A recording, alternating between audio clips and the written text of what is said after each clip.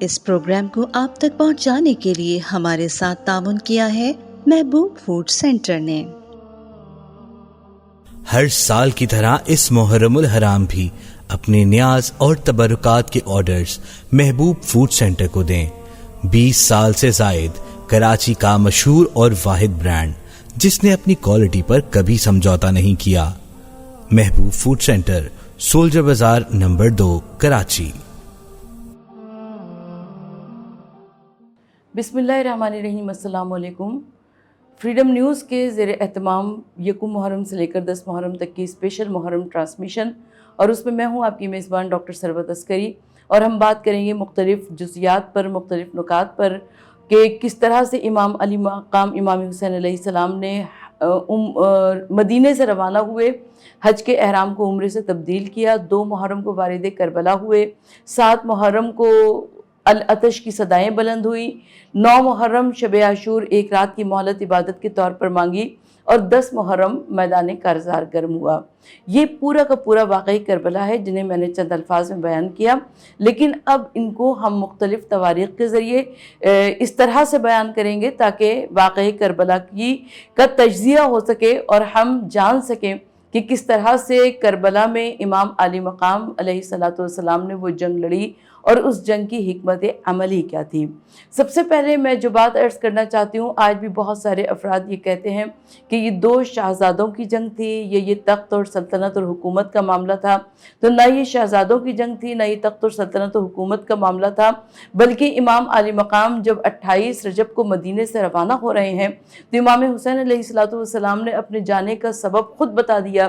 کہ مولا نے فرمایا کہ میں امر بالمعروف اور نہی عن المنکر کے لیے جا رہا ہوں۔ اور امام علی مقام امام حسین علیہ السلام جب 28 رجب کو نانا کے روضے پر پہنچے تو نانا کے روضے پر پہنچ کر امام حسین علیہ السلام نے وہ عظیم خطاب فرمایا کہ جس میں قبر جناب رسول خدا صلی اللہ علیہ وآلہ وسلم کانپنے لگی، اور اس کے بعد امام حسین علیہ السلام نانا کے روضے سے جنت البقیع کی جانب چلے، اور جب جنت البقیع کی جانب چلے تو امام حسین علیہ السلام ایسے چل رہے تھے کہ جیسے کوئی شہنشاہ ذی وقار چلتا ہے، بڑی تمکنت اور بڑی وقار کے ساتھ۔ اور امام علی مقام امام حسین علیہ السلام بھائی کی قبر پر پہنچے اور امام حسن مجتبیٰ کو الوداع کہا، اور جب امام حسن علیہ السلام کی قبر سے ماں کی قبر کی جانب چلے تو امام علی مقام ایسے چلے ہیں کہ جیسے ایک 6 مہینے کا بچہ گھٹنیوں کے بل چلتا ہوا اپنی ماں کی جانب جاتا ہے۔ اور امام حسین علیہ السلام نے ماں کی قبر پر پہنچ کر کہا کہ اماں لہو میں اپنا چمن دیکھنے چلو، اور اماں زینب کے بازوؤں میں رسن دیکھنے چلو۔ یقیناً جناب فاطمہ الزہرا سلام اللہ علیہا کی قبر سے آواز آئی ہوگی کہ اے حسین میں تمہیں کبھی بھی تنہا نہیں چھوڑوں گی، اور یہ ماں تمہارے ساتھ ساتھ رہے گی۔ اور اس کے بعد امام حسین علیہ السلام اپنے گھر تشریف لائے، اور یہاں پر اسباب سفر باندھا جا رہا ہے۔ امام حسین علیہ السلام کی ایک بیٹی جو کہ جناب فاطمہ صغریٰ ہے، اور فاطمہ صغریٰ کے لیے روایت میں یہ ملتا ہے کہ وہ اس وقت تپ میں بخار میں گرفتار تھیں، اور اس بخار میں گرفتار ہونے کی وجہ سے وہ گھر پر ہی موجود تھیں۔ اور جب جناب فاطمہ صغریٰ آنکھوں کو کھولتی تھی تو کبھی دیکھتی تھی کہ حضرت علی اصغر کا جھولا سمیٹا جا رہا ہے، کبھی دیکھتی تھی حضرت علی اکبر کی مسند سمیٹی جا رہی ہے، اور کبھی دیکھتی تھی کہ امام حسین علیہ السلام کی مسند سمیٹی جا رہی ہے۔ تو جناب فاطمہ صغریٰ کو یہ بڑا اطمینان تھا کہ مجھے بابا چھوڑ کر نہیں جائیں گے، لیکن جب فاطمہ صغریٰ کو یقین ہو گیا کہ پورا گھر جا رہا ہے تو اب اس کے بعد جناب فاطمہ صغریٰ نے اپنی ماں ام رباب سے اس بچے کو آغوش میں لے لیا جسے حضرت علی اصغر کہتے ہیں۔ حضرت علی اصغر ابھی چند دن کے ہیں۔ 9 رجب کو آپ کی ولادت ہوئی،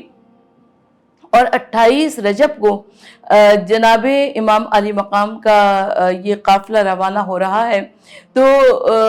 جناب فاطمہ صغریٰ نے حضرت علی اصغر کو گود میں لے لیا اور کہا کہ اماں میں بنو ہاشم کی کسی عورت کا دودھ پلا کر اس بچے کو پال لوں گی، آپ علی اصغر کو میرے پاس چھوڑ جائیے، آپ سب ایک ساتھ ہوں گے، میرے جینے کا سہارا علی اصغر ہوگا۔ اور علی اصغر نے بھی بہن کی گلے میں کچھ ایسے باہوں کو ڈال دیا کہ لاکھ بی بی ام رباب نے پکارا، مگر حضرت علی اصغر ماں کی گود میں آنے کو تیار نہ ہوئے، اور اس وقت جب یہ خبر باہر پہنچی ہے تو حضرت امام علی مقام امام حسین علیہ السلام گھر میں تشریف لائے، اور نہ جانے حضرت علی اصغر کے کان میں کچھ کہا۔ کیا کہا؟ میرا یقین یہی کہتا ہے کہ امام علی مقام نے کہا ہوگا کہ اے علی اصغر، اگر تم نہ گئے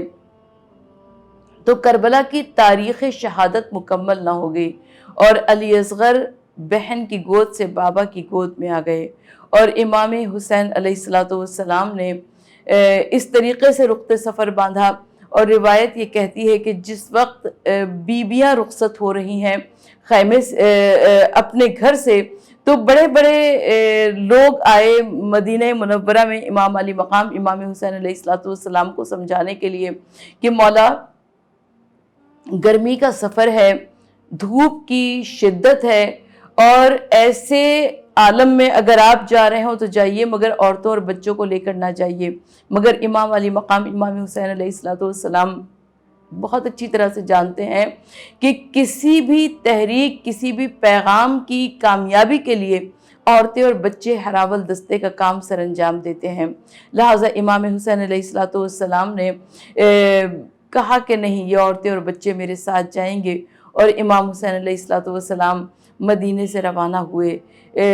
روایت یہ کہتی ہے، تاریخ یہ کہتی ہے کہ مدینے میں ایک شور کوہرام بپا تھا، اس لیے کہ حسین مدینے کو چھوڑ کر جا رہے ہیں، فرزند رسول نواز رسول مدینے سے رخصت ہو رہا ہے، اور تمام دیکھنے والوں کو ایک قافلہ نظر آ رہا ہے جو کہ امام حسین علیہ السلام کا قافلہ ہے۔ لیکن ایک قافلہ ایسا اور بھی ہے جو کہ دیکھنے والوں کو نظر نہیں آ رہا، مگر اس میں بھی کم عظیم المرتبت لوگ شامل نہیں ہیں، یعنی حسین کی ماں فاطمہ زہرا اس قافلے میں شامل ہیں، حسین کے نانا رسول خدا صلی اللہ علیہ وآلہ وسلم اس قافلے میں شامل ہیں، حسین کے بابا مولا کائنات علی ابن ابی طالب علیہ السلام نجف اشرف سے آئے ہوں گے، اور حسین کے بھائی امام حسن مجتبیٰ علیہ السلام بقیہ چھوڑ کر کربلا کی جانب روانہ ہوئے ہوں گے۔ اس طرح سے امام حسین علیہ السلام مدینے سے رخصت ہوئے، اور یہاں تک کہ آپ مکے میں وارد ہوئے، اور امام علی مقام امام حسین علیہ السلام یہ چاہتے ہیں کہ اپنی زندگی کا آخری حج ادا کر لیں، اور حج کرنے کے لیے امام حسین علیہ السلام جس وقت خانہ کعبہ میں پہنچے ہیں تو روایت یہ کہتی ہے کہ 8 ذی الحجہ کو جبکہ پوری دنیا سے مسلمان سمٹ کر خانہ کعبہ میں پہنچ رہے تھے، حسین نے حرمت کعبہ کو بچانے کے لیے حج کے احرام کو عمرے سے تبدیل کر لیا، اور امام علی مقام امام حسین علیہ السلام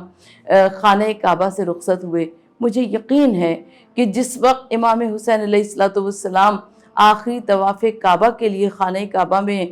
کا چکر لگا رہے ہوں گے اور دیوار کعبہ پر نظر پڑی ہوگی، تو امام علی مقام کہہ رہے ہوں گے کہ اے جد ابراہیم خلیل اللہ، آپ نے اس خانہ کعبہ کو تعمیر کیا تھا، اور خانہ کعبہ کی تعمیر کے وقت آپ نے دعا مانگی ہوگی کہ ربنا انی اسکنت من ذریتی، پروردگار میری ذریت کو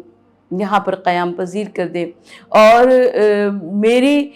میں اس عالم غربت میں خانہ کعبہ سے رخصت ہو رہا ہوں۔ اور اس کے بعد امام حسین علیہ السلام صفا و مروہ پر گئے، آخری سعی کو سر انجام دیا، اور امام حسین علیہ السلام خانہ کعبہ سے رخصت ہوئے، اور دامن کوہ میں کھڑے ہو کر امام حسین علیہ السلام نے دعائے عرفہ کی تلاوت کی۔ محسوس یہ ہو رہا تھا کہ جیسے کسی بادشاہ کی، کسی سلطان کی بارگاہ میں کوئی فقیر، کوئی عاجز بے مایا اپنی دلی مدعا کو پیش کر رہا ہو۔ یہ دعائے عرفہ جو کہ توحید کا شاہکار ہے، اور امام مظلوم امام حسین علیہ السلام کا ایک عظیم تحفہ ہے اپنے ماننے والوں کے لیے۔ پروردگار عالم ہم سب کو جادہ کربلا پر عمل کرنے کی توفیق عطا فرمائے، اور امام حسین علیہ السلام کی عظیم قربانی سے کچھ سبق حاصل کرنے کی توفیق عطا فرمائے۔